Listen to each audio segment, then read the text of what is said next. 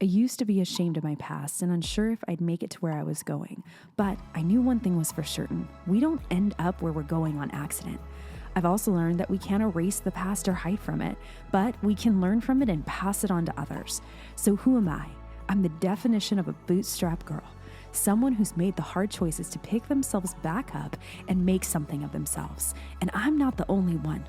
My name is Denisha. I'm a mom, a wife, a professor, advocate, queen of my own path, who's overcome abuse, foster care, homelessness, and raising 5 siblings on my own at the age of 24. And eventually I got a PhD. But something that I learned is that I don't know everything. So here on my show, we're going to be bringing in people who know the things that we don't know. Let's get in and learn on the Dr. Denisha Keating Show. Hey everybody, welcome back to the Dr. Denisha Keating Show. I am super excited to have my new friend here with me. And we're going to be talking about a heavy topic. And I want to come in with all ears open because I think reunification and how bio families have been seen as a villain in the foster care system is a very real thing. And so we're going to be jumping into this particular topic and talking through what is happening and why I think that there is a stigma for bio parents. So first, can you introduce yourself? And then let's jump in and we'll just talk, just have a conversation. Sure, absolutely. My name is Michalina. I wanted to tell you first, thank you so much for having me. Absolutely. I'm super excited to chat with you today. And this is one of my favorite things to educate on and talk about. And I could talk all day on it. So I'm super grateful for you to have me here and excited to chat. I'm the founder and executive director of an organization called Mosaic Advocacy. And so a big part of what we do is we work with parents who are involved in the child welfare system. Mm-hmm. We are in Texas, so our child welfare system is called CPS, Child Protective Services. Mm-hmm. It varies state to state, so it might be called something different in your state. But when a family has a kiddo who is removed by the state, they go into foster care, and these parents are basically handed a checklist. They go to court, they're handed a checklist, and basically the state says, here, complete your checklist if you want to get your kids back. And there's really not a lot of direction, a lot of education, and a lot of grace behind that checklist. And you know, everything is very nuanced. Every case is very different. So I really want people to, understand that not everything is going to be the same for every single case.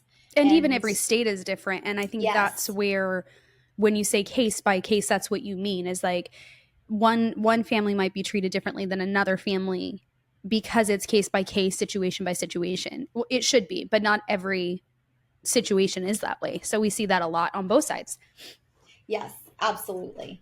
So everything is very highly variable, highly nuanced. So a lot of these bio parents, they want to get their kiddos back.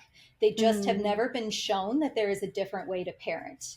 And so that's where we come in to help these parents who don't know any different and are doing the best they can with what life has given them, with the tools that life has given them. And they don't know how to navigate the CPS system, and they don't know why they have to go and get a drug test every week, or why they have to do a psych eval, or why they have to go to family therapy every week. And so trying to just help them navigate all of that. And so a lot of these parents too, come from the system themselves. They were in the systems themselves when they were kiddos. And, trauma is generational and cyclical. And so trying to, get people to understand that too, that it's not just, you don't deserve your kids and you need to do better and you need to, just be better. It's not quite as easy as that. And a lot of these parents also don't have support systems. They don't have safe support systems. And so being able to create a mentor, a partner, a relationship where they have a support system where, maybe they just need somebody in court to show up and stand behind them and say, hey, I'm here for you. And so a big part of what we do, like I said, is work with these parents who want to put the work in and want to get their kiddos back, and they just need a little bit of extra help. We are also very passionate about working with foster parents to create those relationships with bio parents. I think that there is a huge stigma around bio parents who have had their kiddos removed. And that's in part by society and the media and just kind of what's put out there. And a lot of times that's what educates us. We are educated based on the movies that we watch and what we hear, and that's our education. And unfortunately, that education that's out there in the States is that if you have your kiddos removed, you're a bad person and you probably don't deserve your kids back, and you don't deserve to parent them, and you have made a huge mistake that defines you for the rest of your life, which is not always the case. There was obviously a mistake made in a lot of these cases, and that's why the kiddo was removed. But sometimes mistakes are made, and we can find a way to work through them and make sure they don't happen again. And sometimes we can't, and sometimes the parents are not ready. And, like I said, everything is just very nuanced and very different case to case. So, and I think we need to highlight something, because I, as a former foster youth, as someone who dealt with the system as a foster care kid, and then as a sibling with guardianship of my siblings, there were things that could have been avoided. There are cases where kids should not be put back with family. But what you're saying isn't like, okay, so we need to backtrack here, I think. And this is where the stigma comes in, is that if you were kids were taken to foster care, it is automatically because you were a drug addict, or you were physically like putting your kid, like danger situation, like physically abusive to the point of the kid being on life support. Like those are the two things that a lot of people will assume and think. Yes. Now, what we do know is that the majority of the cases that are coming in is because of neglect. We know that has to do with some levels of poverty. That does have like things like they can't afford groceries, they can't keep their lights on. And that's just kind of how they've always done it. And I grew up in poverty thinking like it was completely normal to get a pink slip for your bill. Yeah. And then you would eventually pay it. And then sometimes you just wouldn't. And you would go without electricity for 2-3 weeks. Like that was what I lived in. You would not eat for 3-4 days. And that was normal. You get used to that. That's not normal compared to the rest of society. Right. So there's that. But I think I've always seen from movies, it's always like, oh, your parent just dropped you off at the side of the road, didn't care for you anymore.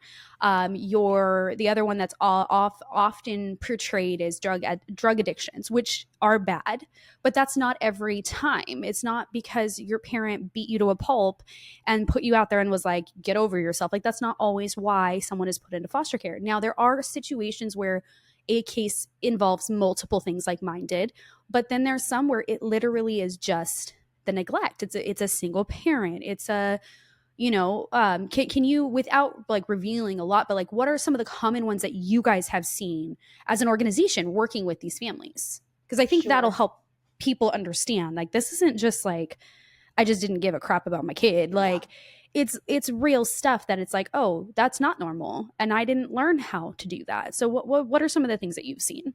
Sure. So I think it's important to note, like you said, the narrative of I don't care, or I didn't want my kid, or I didn't love my kid is, I think, easy to get to when you see a parent struggling with something like dependency or addiction. Mm-hmm. And I think it's important to remember that it's secondary. A lot of times, dependency and addiction is an illness. It's not something that we can just snap our fingers and it's, an overnight decision. Okay, I've decided to be sober. It's, right. Sobriety, recovery is a decision that is made every single day. And it's something mm-hmm. that, has to be worked towards. And so as a result of that, it may look like the child wasn't cared for or wasn't loved or what have you. But there are a lot of parents out there who, have been dealing with dependency or addiction since they were like 9, since they were 11. Right. It's what they grew up in. Exactly. Mm-hmm. And they don't know anything different. And so to look at somebody who is, 30 or 25, who has been dependent since they were 9, they've been more dependent. They've been dependent longer in their lives than they've been sober. And so sobriety for them may just be something that is just unfathomable. It's just something that is so out of reach for them that they don't know what that feels like.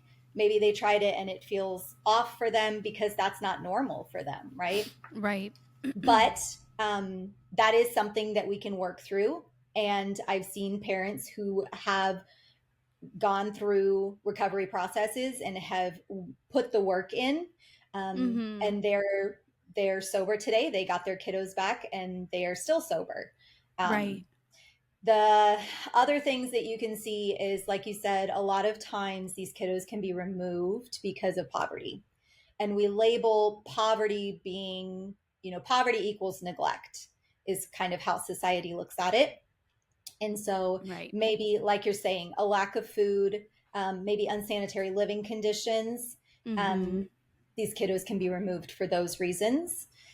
It could also have nothing to do with a kiddo. It can be domestic violence between the adults. It can be substance abuse between the adults and have nothing to do with the child. But because the relationship between the adults is unsafe in the home, that makes it unsafe for the kiddos. Yeah. You can also see, excuse me, caretakers that pass away or that are incarcerated. And then we have nobody else to take care of these kiddos. And unfortunately, these kiddos go into the system. And maybe later down the road, we can find a family member, or maybe a family member is far away, but we find them and we can, put them somewhere where they are still in the family. But in the case where, the police show up to a house and the caretaker's arrested and there's no other adult, unfortunately, the only option is for these kiddos to go into the system. So it really, there is such a variety of things that can happen. A teacher or a neighbor or a doctor can call CPS and they can say, hey, I think something's going on here.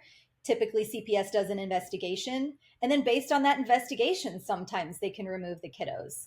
And, that in itself is a huge issue that a lot of states are kind of trying to change their laws around. Texas just changed something recently about making the calls anonymous. And some people will argue, that that's helpful because now people don't feel like somebody will come after them. But then the other half of the idea is that now that you're making it anonymous, anybody can call. So if somebody has a grudge against somebody, they can call. Which has happened CPS. Before.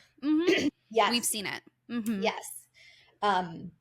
So there's also something called medical kidnapping, which is when parents, usually infants, take their infants to the hospital for some kind of injury or some kind of major illness. And something happens that either shows up on x-rays, or I've heard stories where the hospital performed life-saving events. Like they did CPR on an infant and they broke ribs. And then we see broken ribs in the x-rays, and now we're going to call CPS. And so it's hard because the system is such a conglomeracy that, like we said, every case is different. And we kind of have to be able to look at every case differently. But it happens. And which is something we don't do, which is where I think so many of our issues come from across the country, is that we don't look at things case by case.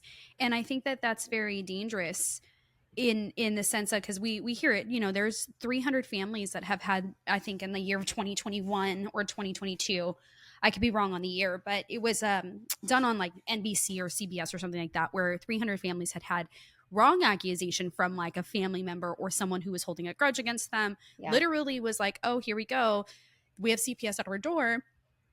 And their kids got taken away. And the CPS worker was just over the top. And it was like the judge was over the top. And it was literally just, it was profiling of this parent being like, you don't deserve your child. And 100%. We've seen cases like that. But then we have cases like mine where it's like years and decades of abuse, nobody stepped in. And then it's like, okay, then we're finally taken away. But it's like, because we're so inundated with, cases that instead of saying, okay, parent, you need help, like you're a single parent, you don't have groceries, let's get you resources to help you not have this issue so you can feed your kids. Okay, that should have been the solution, not taking the kids away. It was like, we've seen that happen where it's like, hey, like mom's been working for a year, mom's not making a lot, mom's doing the best that she can, but she doesn't qualify for state aid because she makes too much. But then it's like, I know someone who had that happen, where it was like they made too much, they didn't get state aid, and then her kids were taken away. And it was like, you guys spent all this money putting them into foster care and getting a foster parent and all this stuff. Why didn't we just take that resource to help that mom so she didn't have that happen? Like, it made no sense to me. And I'm like, I've been in the system as a kid as well as an adult with guardianship of my siblings, and it was just like, I sat back and I'm like, this baffles me. Like, this isn't why we should have taken a kid away. We should have just given the resource to that parent so that way they could stand on their 2 feet. But we see what happens is, to that mom, people then look at her and go, well, you're in low life, you're this, you're that, you don't deserve your kids. And it's like, time out. Like, this mother was not abusive. She wants her kids. And I think you said it kind of, this goes into so many different topics. And I'm going to say this not to try to get this video to go anywhere, but it just to have people understand that this is where the conversation goes, is we first demonize the parent and say, oh, how dare you lost your kid. And it's like, hold on. Then it turns into, if you didn't want your child, you should have just aborted them before having them. And it's like, time out. We hear this conversation all of the time.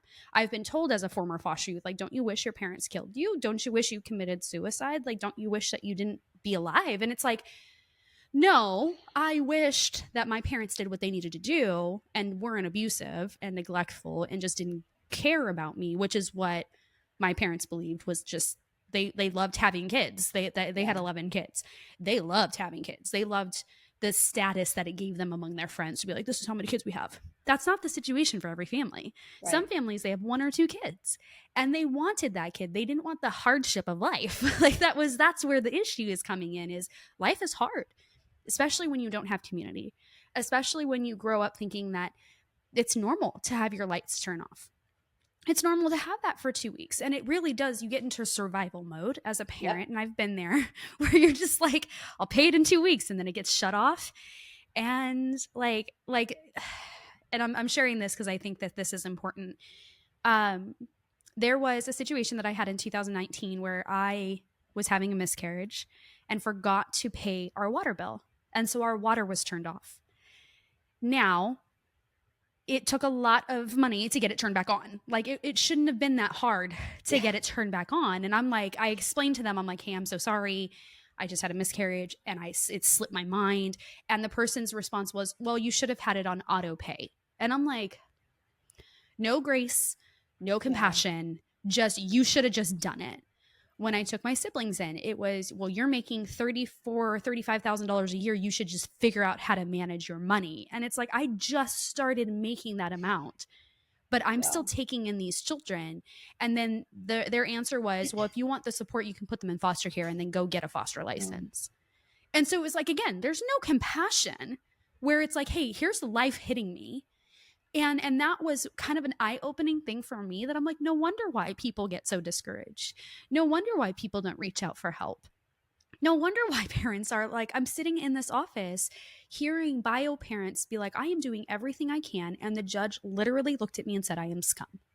And I'm like, what? Like, why did your kids get taken away? And I had a very jaded view of family in the system because of what I experienced, that I assumed everyone was in there for the same reason. And when a parent was like, well, I missed my rent and we had to move, and because we can't find another one because my credit is bad, we were at a hotel and they were taken away, and it's only been 2 weeks and my kids were taken away until I could get stable housing. But I don't qualify for any of the housing vouchers. I don't qualify for getting into a lower income. I don't qualify for all of this stuff. And I sat back and I was like, dang, hold on. That shouldn't have happened. Like, this parent should have been helped versus just throwing them into a system. That's when I really started to realize something wasn't right. And I was like, oh, we're not all here for the same reasons. The movies don't get it right.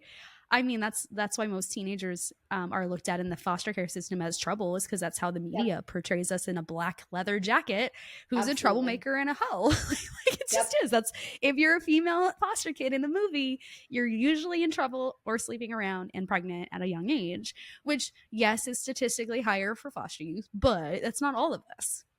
But we blanket statement it. So how, like, knowing that that's not accurate and true, how can we start to humanize people that we have dehumanized? Because that's what's happening with foster parents and bio parents, is that it's becoming I'm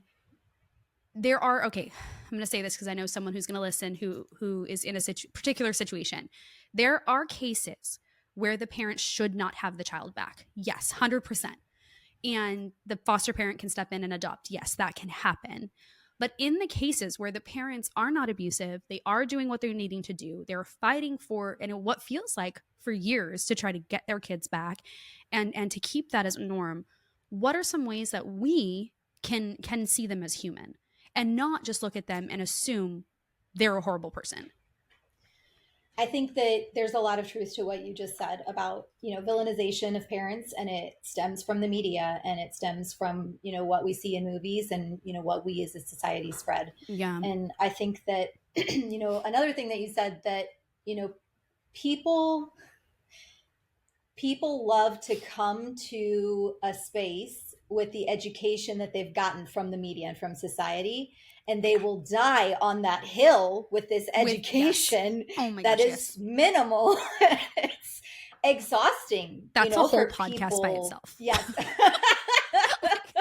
I'm like, like we need to be there. There's a few foster parents that I follow that they say and both.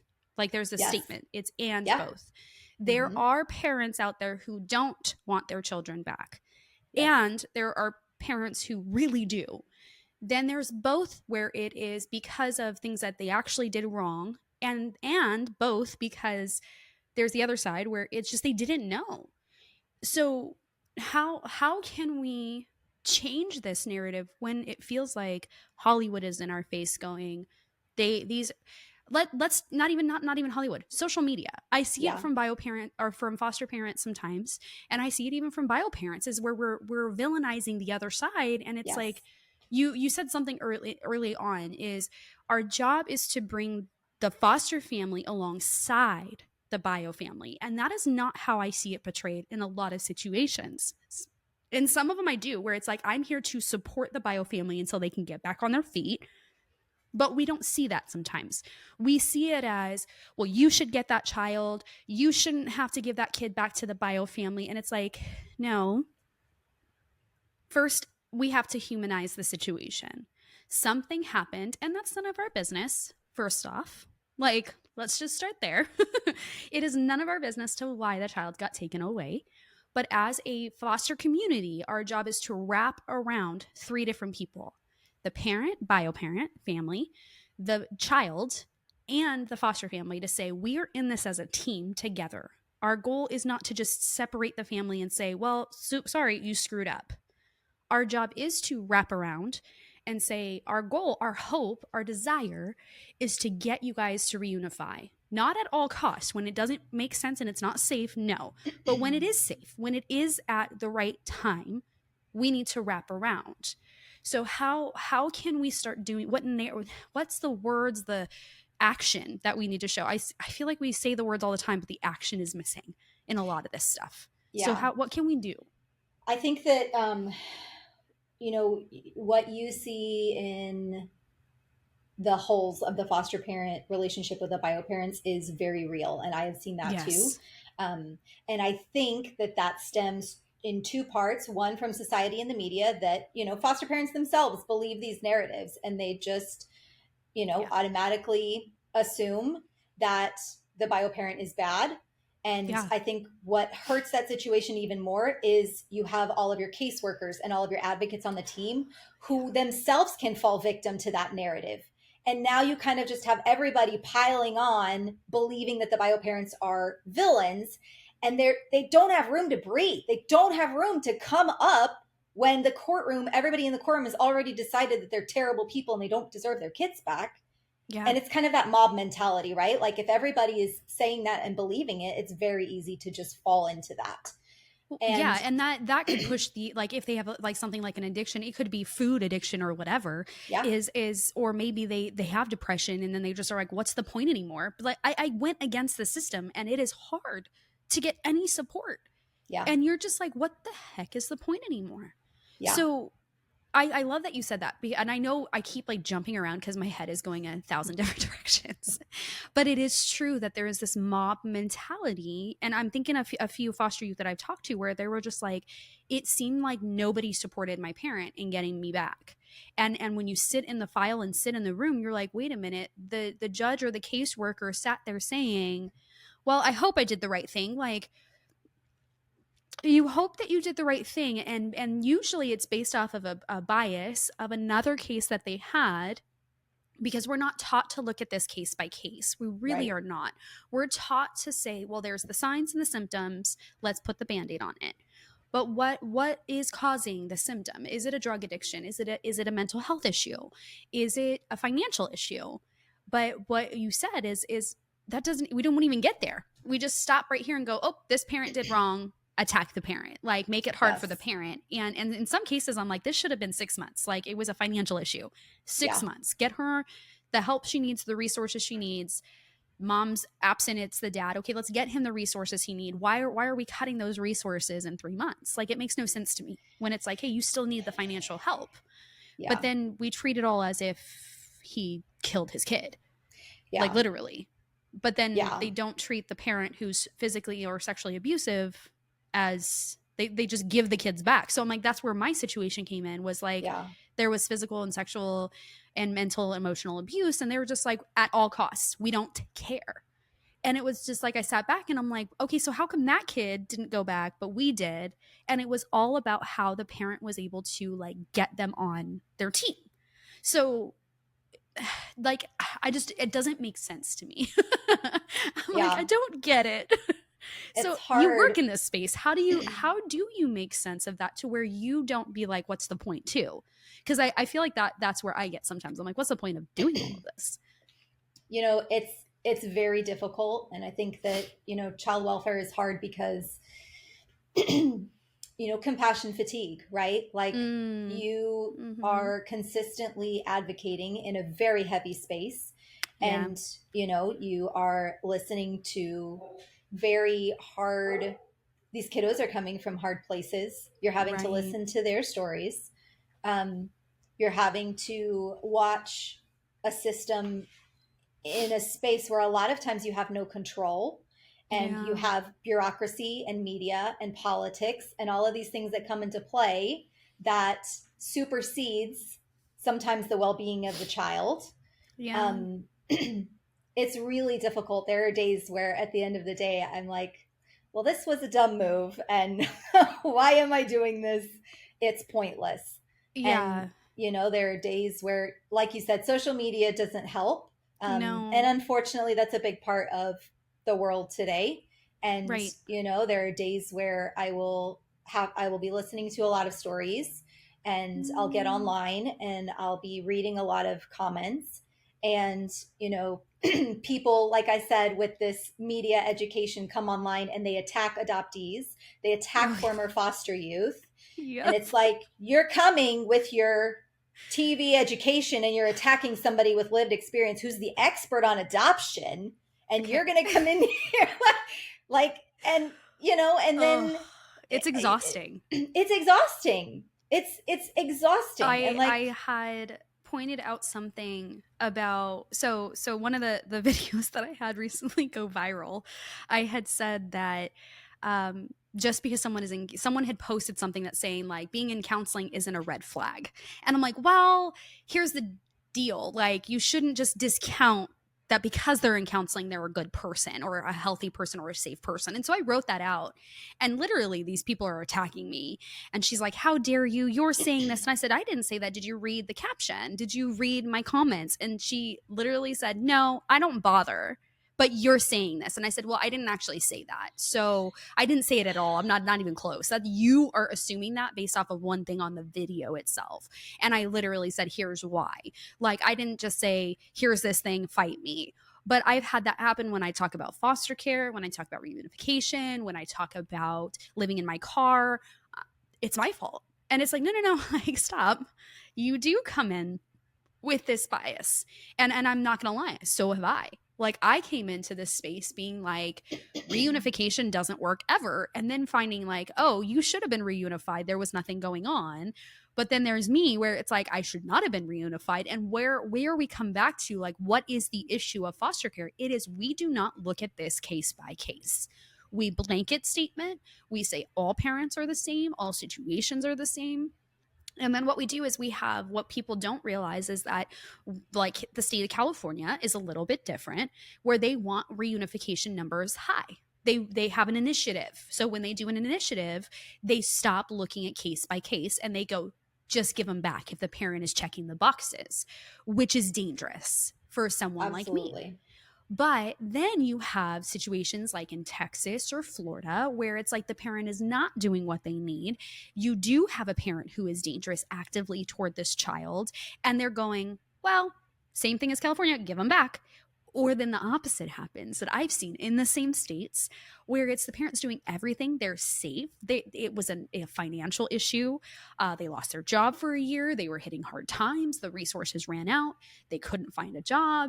Then their kids were taken away. Then they got a job. They got their housing stable. Like, they're good. And the judge is like, no. And I'm like, wait, what? Like, this makes no sense. Yeah. Like, this was a financial issue. This wasn't a neglect issue on purpose. This was an accidental neglect because they didn't have the money, but they were still well fed. They were doing the school programs. They were getting the clothes that they needed. They were doing all of that. But because the parents didn't have stable income and their bills were late and they lost their housing, suddenly this family is persecuted in a very real way to say, you are going, I'm going to say this, and I hope it's doesn't come across bad to some people.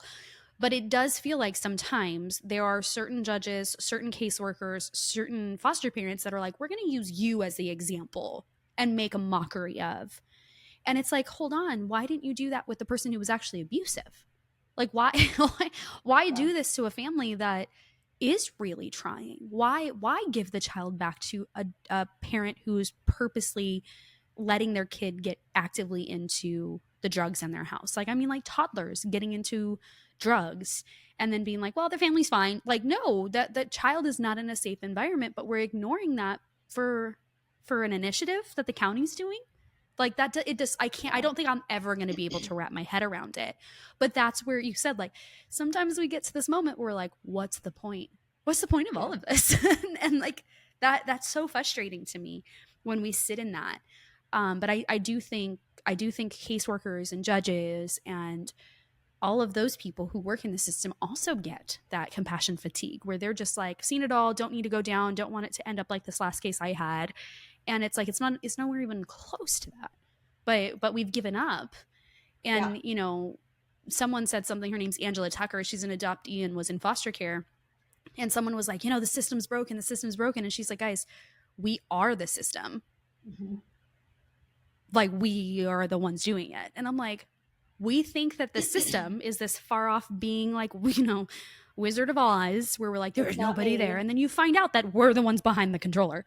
And that's wild to me, is that I think a lot of us have kind of, like you said, come into it with our own knowledge of whatever we got off of a movie or one class that we had in our bachelor's program years ago. We watched, you know, a documentary or whatever, or we know one person who went through it and we go, oh, that's everybody's case scenario. That's why I'm like, it's my experience that I went through this. And I know other people who've gone through different things, but we blanket statement everything. And then we pretend that we know. And I do think social media has played a huge role in villainizing parents. And like, as much as I wish my parents were actually healthy, they're not. But my other friends who are, they're healthy. They just needed the help.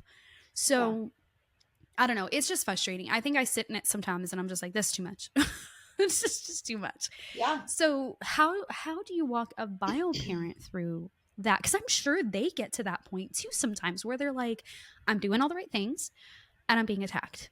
Yeah, absolutely. And, you know, that's a lot of what, you know, I think we as advocates in child welfare see across the board. Mm-hmm. Excuse me. And, you know, we kind of have to remember that, you know, we are advocating in a very hard space. And it's hard. And there are days where it is too much and you have to, you know, take a breath. but you also, for me, I have to remember that if I give up, then nobody is pushing in this space right in front of me. And so I can't live with that. I can't be silent, and I can't not speak up, and I can't not advocate. So even though today was very hard, I'm going to take a minute to do whatever self-care I need to do. I'm going to try and get some sleep, and I'm going to try again tomorrow, or I'm going to try again next week. You know, maybe sometimes I need to distance myself from social media or from what have you. But I have to come back because there is too much work to be done to just give up. And for bio parents, what I want to work on in Texas is a partner parent program. And so what that looks like basically is you have a program where parents who had their kiddos removed, got their kiddos back, and kept their kiddos are being employed. They're being paid by this program to be mentors to parents who now have their kids removed. And so this program has been piloted in several other states. There's some research out there, and it works. Yeah, it does. Yeah. You know, that's a very hard space for, you know, somebody. I have never had my kiddos removed. I've never been dependent. Yeah. And so I can help you. I can go to court with you, and I can take you to your psych evals, and I can explain the system away.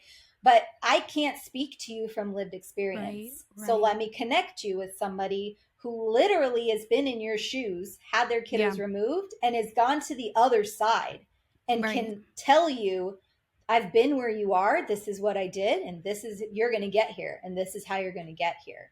Yeah. And so I think that is really important, that being able to create that kind of a space for a parent who's going through this is really important. And, you know, the support thing, like you said, it's very hard. It's, you know, honestly, it's hard to do life without support and without a village. 100%. And so 100%. You're asking people who come from hard places, who maybe were in the systems themselves, who have their own traumas, who maybe are dealing with dependency or addiction, now have had their kiddos removed. Now they have to go to court once a week, 3 times a month. They have to do this checklist. They have to take time off of work to do psych evals and drug tests. And, you know, they also need to maybe get a new apartment, or they need to take classes. And then we give their kiddos back maybe. And now they have to do everything that they did before, but their life is more challenging now because they've had to overcome all these obstacles. They also have people breathing down their necks to make sure they're still on the straight and narrow. And now we put their kids back at home. And like, kids are super challenging, right? Like, they're learning how to be humans. And so they're constantly asking questions, and they don't know how to deal with their feelings, and they don't know how to put their shoes on or buckle themselves. And like, these are all triggers. And we're not even talking about putting food on the table and making sure that our paycheck came through. And how do you do all of that without a support system? Right. Well, and that was something I think that was really eye-opening to me when I took in my siblings, was the amount of time I had to take off work to be able to go into court, get the guardianship paperwork done, take them to counseling, take them to school, make sure they didn't miss school. But then the triggers would come when CPS randomly would do a check at my house. I would get a letter from the school saying that they were absent too much because of the amount of court dates that we had to go to. And then you might have visitations with the other parent or with the CPS worker or the, you know, whoever else that they make you kind of go through. And it's like, there's just a lot of moving factors. And it's just, it was this thing, like, I didn't even realize. So when I took my siblings in, they were 12, 14, and 15. And then there was an 18-year-old and 19-year-old sibling. But the 12-year-old didn't turn 21 until 2021. Or sorry, he didn't turn 18 until 2021. And I didn't realize until his birthday happened that I just cried for like 3 days. And it finally felt like my shoulders could relax and I wasn't having someone watch me from behind. And I was like, oh, I can breathe. And it was like, we didn't really have that much activity happening with CPS workers and things like that at that point, because he was already 18. So they were kind of like, you're good. But it was that moment that I was like, oh. But now I have my 2-year-old, and there are still times that I'm like, every doctor's appointment, I'm like, okay, please don't call CPS.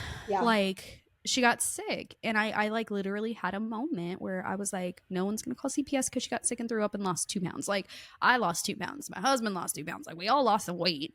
But that is a fear that I have, and I know that. So I was in foster care, my mom was in foster care, her mom was in foster care, so that's 3 generations just on that side. And I'm pretty sure her mom, like, you don't just end up in foster care, like someone somewhere started this train, and I'm like, I gotta get off this train. Like, this train is crazy. But you have that reality of like, if I didn't have people speaking into my life, I would not have known it was different. I thought it was normal for so long. And there, you know, there was this is where we stop. This is where our family just ends. Like, this is what we end up in. Like, this is just our lifestyle. Like, there's no more thought outside of that. And it wasn't until I was exposed to other people's life that I was like, oh, people don't live like this. Oh, people live with steak dinners, not eating for 5 days in a row and eating rotten chicken. Like, that's the extent. Like, when you realize there's a whole nother life, there you have two choices to make, and neither one is easier. But it is so much harder to go from ground zero to the 15th floor than it is to go from the 14th to the 15th floor. It just is. It takes a lot longer. And so then you add all of these gatekeeping things onto it. And not that they're not there for a reason, but it's like, if a parent isn't battling a drug addiction, they shouldn't be treated as a drug addicting person or a criminal when they haven't had that. Like, that just doesn't make sense to me, that we just say like everyone starts at ground zero. That some of the things that we do is we push them to ground zero for some of these families. And same with foster families, like same thing. Sometimes they're pushed to ground zero, and it's like, but they were on 5th floor. Like, why did we make them go to ground zero to get to the 5th floor? It makes no sense to me. That's where my head's at. I'm just like, I don't understand anything anymore. Yeah. I just don't get it. Yeah. And I think that's that, stressful. Absolutely. And that goes back to, like we said, trauma is cyclical, right? It is. So like, you only know what you've been taught. Yeah. And I've done a lot of research in, listening to former foster youth and listening to adoptees.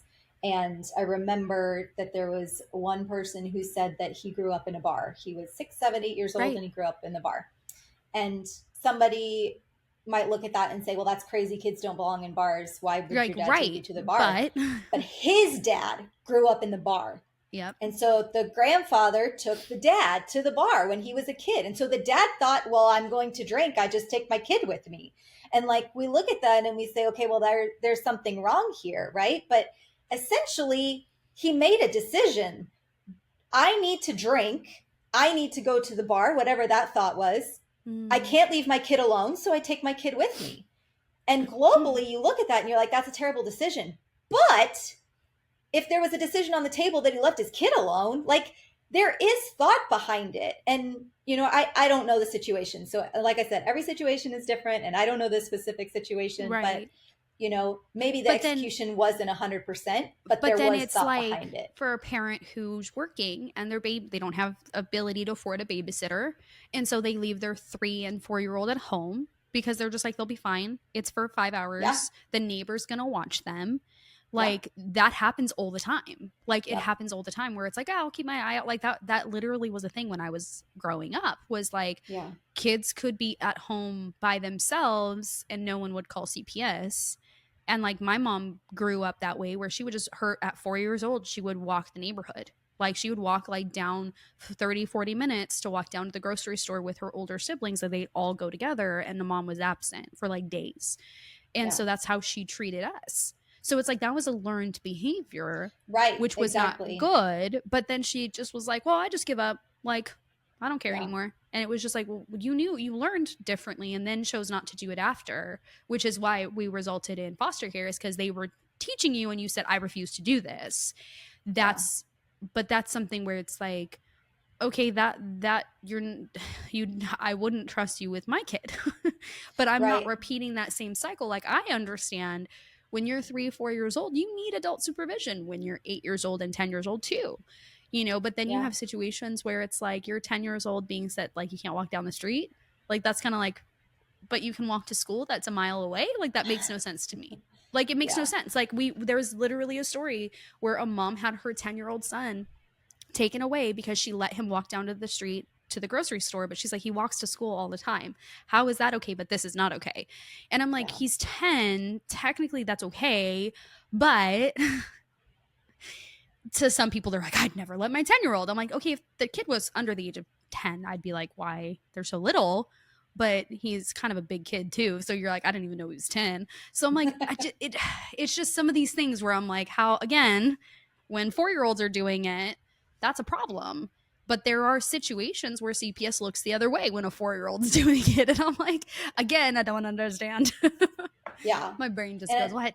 I think it's twofold, right? Like, we have to be willing to put in the education and put in the time to educate ourselves. And so, you know, as parents who have had their kiddos removed, there's going to be a learning curve, right? You maybe did the best that you could with the tools that life gave you.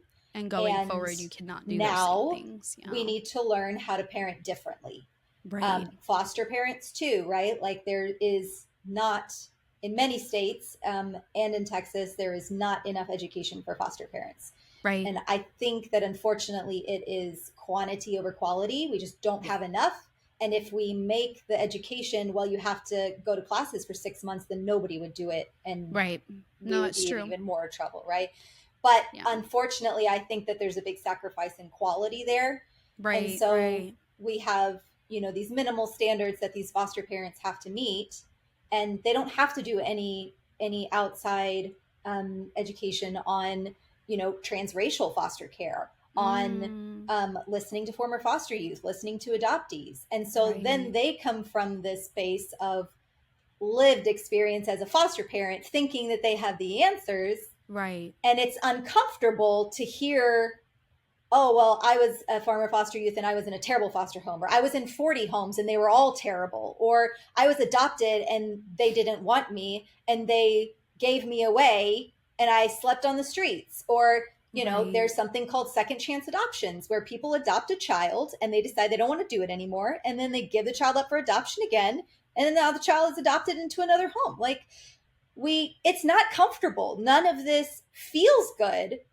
But if we don't listen and we don't sit with this discomfort and try to figure out a way to get through it's never going to get better. It's not going to get better. No. And so I think there's a huge issue though with people. I think you hit it, where it's like some people just don't want to learn it. They just don't want to. And they ignore it, and then they think the one time that they heard the one story that it was generalized. Like, I keep thinking of research, because so that's like my wheelhouse. I love research. Like, me too. Love it. And one of the things that I do not like is that a lot of the numbers that we're getting is from one county in one specific state, and then we generalize that number across the United States. And it's like, hey, that number is actually inaccurate. Like, I saw a study that was done on foster youth. Now this is going to be wild. When you hear it, you're going to be like, foster youth being happy in their placements. Very small pool of people. Yeah. I think there was like 1,200 people that were surveyed, foster youth who were surveyed, 1,200. And they asked, are you satisfied and happy with where you're placed? Now, I don't know about you, but me being in foster homes, I was not about to say, no, I'm not happy, because everything was tracked. So you best believe I was going to click yes. Even though I was miserable. But also, you generalize 1,200 kids out of the 400,000 that are out there. That's not the same situation. So we keep generalizing statements like, oh, all foster parents are good. All bio parents are bad. All foster youth are happy in their placements. All foster youth are there for abuse. And it's like, no. Like, but we can't sit there and say, like, the real statistic is not 75 to 80% of kids are neglected. That's just the pool of people that they did with the original filing of the CPS file saying, hey, this is the reason. But there are many cases where it's multiple layered of some things going on. It's not just one or the other. Sometimes there's multiple, but we never see that with that initial filing, because they still are investigating other parts of the case. And I didn't learn that until it's ironic that it was someone who happened to be the original trauma nurse on our case. I met her years later, didn't know it was her. And she runs an organization, and she was just like, oh yeah, da da da da. And she's like, you look familiar. And I was like, okay. And she's like, what was your maiden name? And then it turned out she was our trauma specialist on this file for us for CPS. And I'm like, what a small world that this person leading an organization happened to be the trauma nurse that was on our case for when we were in CPS. So she was like, yeah, like they never update those numbers once they actually have the real reason a child was taken away. So I just didn't know that.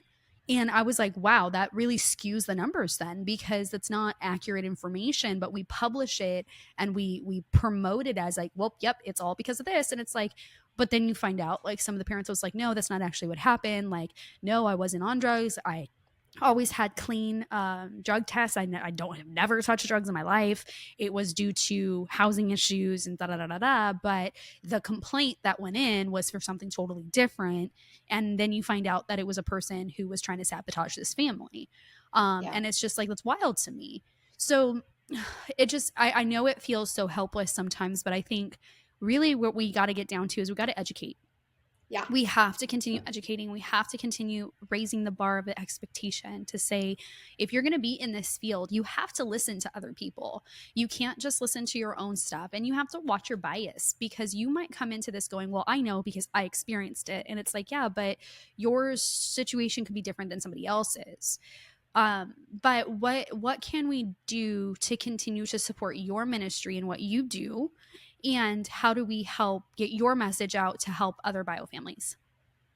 Sure. So I think a big part of it is, like you're saying, educating, and realizing that you can't just surround yourself with, people that come from the same space. I know somebody who is an adoptive parent, and they consider themselves an expert because they have a lot of friends who are also all adoptive parents, but they have done no research in listening to former foster youth, no research in listening to adoptees. And so it's like, can you really call yourself an expert and be able to be educating other people if everybody around you has the same thought process? And like, there's no, again, going back to that discomfort, right? Like there's no discomfort. And if there's no discomfort, are you learning? Like everybody around you thinks the same thing. Nobody's going to challenge you. So I think, and that goes in every area of life, because you could even be doing your degrees, and that's where it's like, I've learned to get uncomfortable with learning, is that it's not just about getting the A, it's about the learning process. And if you're walking away going, wow, I got the A, but I didn't learn anything, you're not an expert in that field at all. There's a problem with that. Like you got the A, congratulations, but you've learned absolutely zero. So yes, 100%, get people around you who make you uncomfortable, who make, like, literally when you hear them talk, you're just like, dang, that challenged my narrative of what I was telling myself, because that I think would really help open our eyes to a lot of the stuff. And like, I'm not an expert. I'm an advocate. I'm not an expert though. And I know my story is not the same as everybody else's. And I need to say that. I don't need to put their stories on blast, but I can say in a room, my story is different than other former foster youth. My story is different. I never got adopted. I don't know what that's like, but I can imagine that it would be like, I would have hoped it would have been cool, but I know from friends, it wasn't all that it was cracked up to be. Yeah. And I think that's a big part, is just listening to these stories and understanding that there is going to be discomfort. And, that's a big thing that I hate when people say, oh, you're a foster parent, you're a saint, you're amazing, you're so fantastic, and it's like, just because somebody is labeled a foster parent doesn't make them a great person.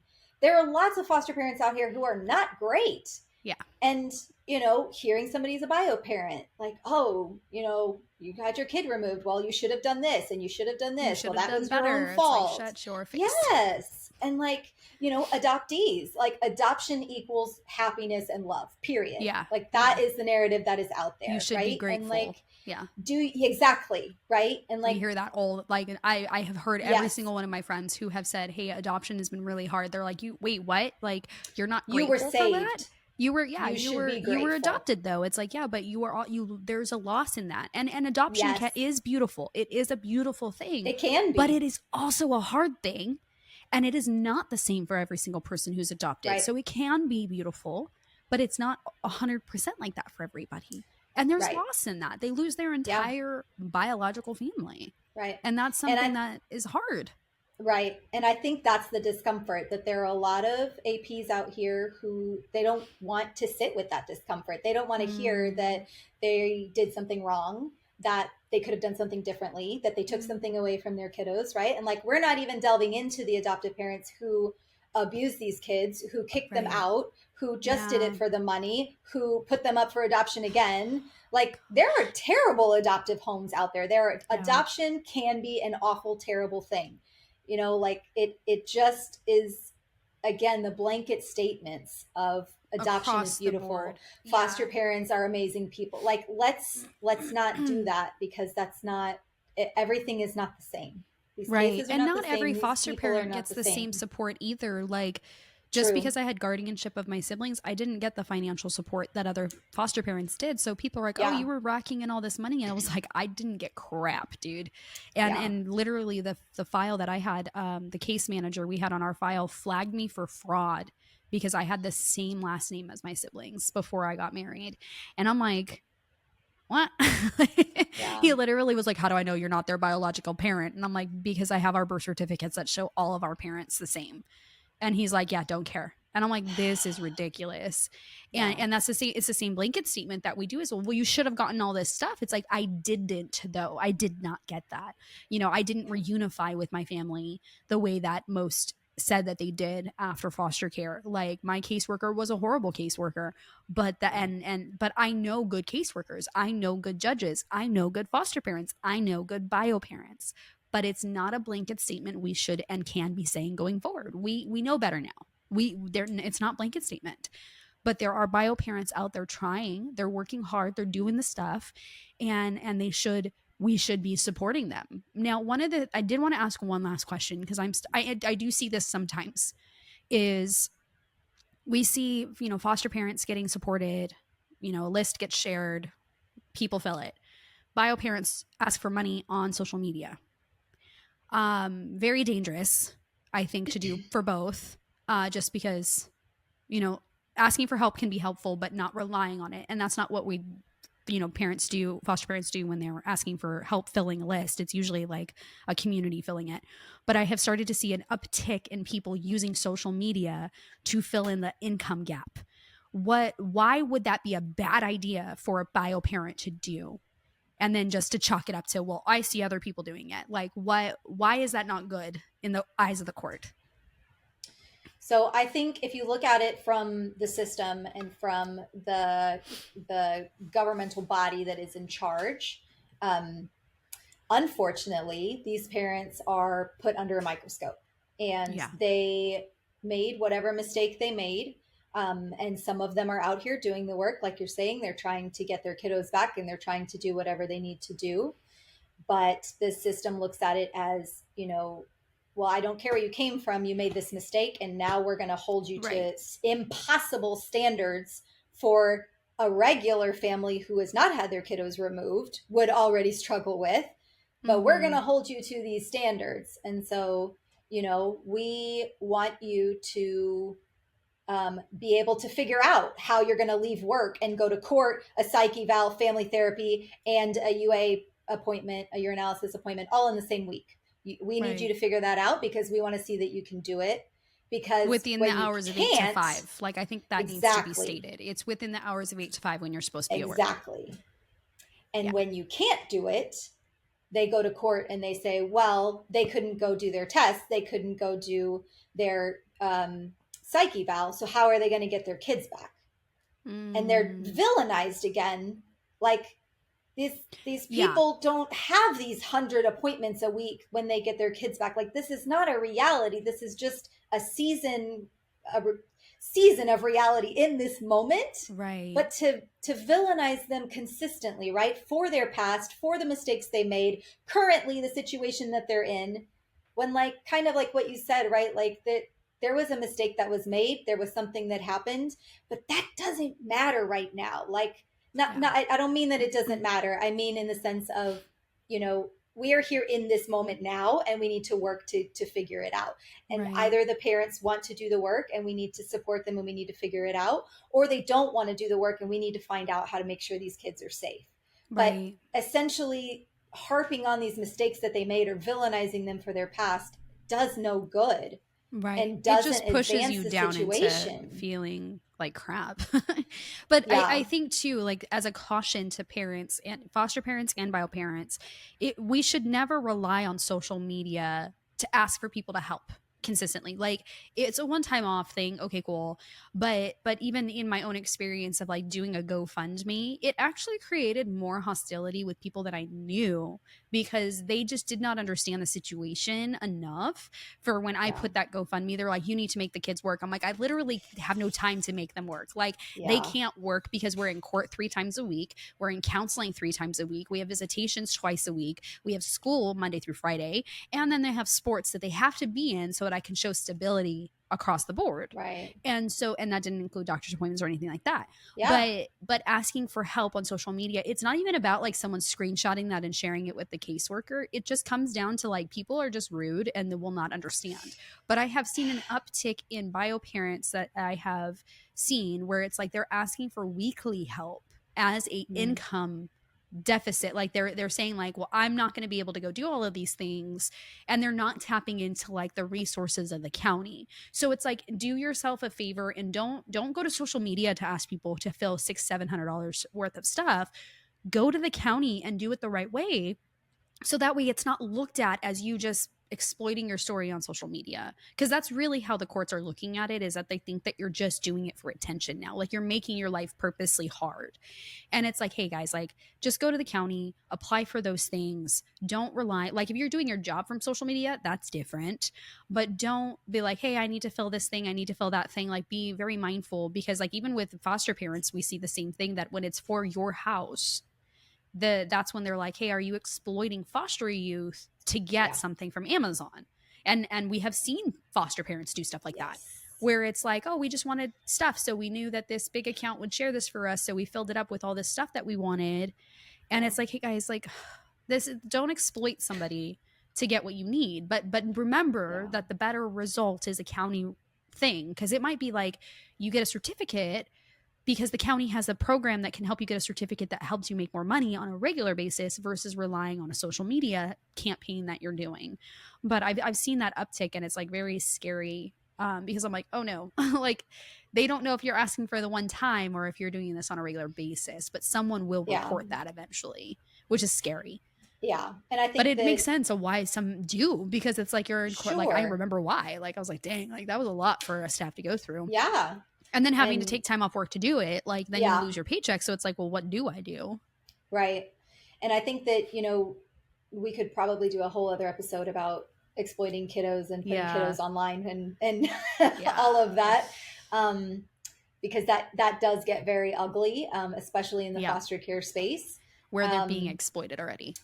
Yeah. But the other thing for bio parents is, that's part of the problem that we've seen a lot, at least here in Texas, is that these parents do all of this work, they get their kiddos back, and the state is like, great, we'll check in on you twice, before your 6 month. We have a 6-month return and monitor in Texas. So usually when the kiddo goes home, there's 6 months where their insurance is still active, their therapy appointments are still active, and then advocates on the team will still visit them sometimes. And so the like support is gone after 6 months. Right. And so like now we're asking people who have gone through all of this, got their kids back, they have their regular life triggers, they have their new life, they have people breathing down their backs. And, now we're telling them, okay, well, don't forget to check your resources. Right. And like, I saw a video one day of, I don't know if this was real or not, but there was a woman who was dependent and she was pregnant, and the organization gave her a backpack with some things, and they said, there's a list of resources in there, make sure you use them. And like, that's great. That's helping essentially. Right.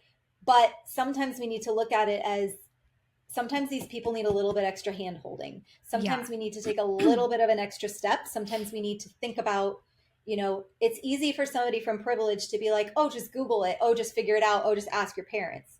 Right. We're like, that's not necessarily a luxury that everybody has. And telling them, here's a list of resources, use it. Like some bio parents are not going to have the support in, how do I even start? right? Well, it's Like the mental I have, capacity to even look at that resource. Because honestly, yeah, when I was doing everything with my siblings, I would get 1 or 2 no's and I'd stop looking, because it was like, what's the point of getting told right, no all the time? And like, right. I would sit there and do all the things that I was being told that I would get the resources for.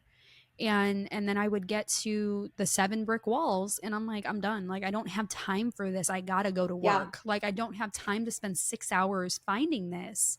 And it would have been so helpful if someone had came along and said, hey, you're the one who has these kids. We are going to do this application for you. These are the yeah, 3 resources that will say yes to you, versus here's a list of yeah, 30. Hope you get to right. where the 3 are. And that didn't Yeah, help. It didn't help. exactly. So Exactly. I I have, appreciate you saying that, because I think that it's not even a privilege thing at that point. I think it's just a fight or flight thing. Like, when you're in fight or flight, you have to think about where you're at. Like, when your life is torn apart, how do you react when someone's like, here's another piece of paper that you can try to filter through? It's like, you just go, yeah, thanks for another piece of paper. Good yep, on you. I already checked these 15. They're not yeah, helpful. They said no already. I'm not going to apply again. Like, I'm yeah, not wasting my time. So it feels like sometimes it's easier just to be like, okay, well, yeah, I'm not gonna get that. Like, yeah, it really does. It's just, sometimes it's easier just to be like, I'm just gonna keep doing what I'm doing. yeah, So I get yeah. that 100%.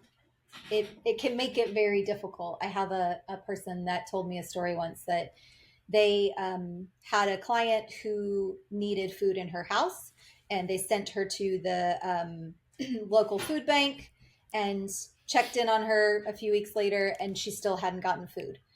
And Mm-hmm. they were like, okay, you know, you need to go, and like initiated again for her to go. And it turned out that when she walked into the food bank, they were like, okay, go check in on the computer. And the woman was older and hadn't used a computer before. And so she walked over to the computer and was like, I don't know what to do, and left. And it wasn't until the organization sent somebody down with her. And I know that sounds crazy. Like, people are going to say, we can't hold everybody's hands. We can't do all of these But things, how right? easy would it have been if someone at the organization just said, "Oh, you have," Right? like, okay, let's help you real quick, because there's 15 people there. Right. But it was like, I was told to use the food bank and I went and used it. They asked for my income and said I didn't qualify. See? And then I was repeatedly told, like, you need to go to the food bank. And I said, I did. They're like, no, they'll approve you. And I said, no, they keep denying me. And they said, who? Yeah. I gave the name. They gave me a false name of the person who Mm. worked there.